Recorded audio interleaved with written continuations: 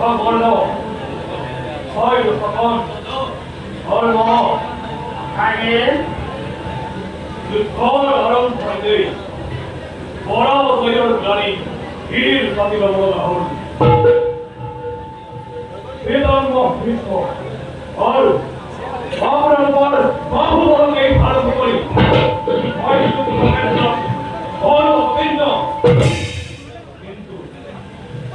কিন্তু ভাইকর পরীক্ষা করি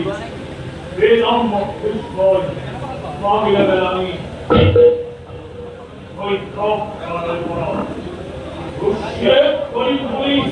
এই বড় বড় যত কি হলো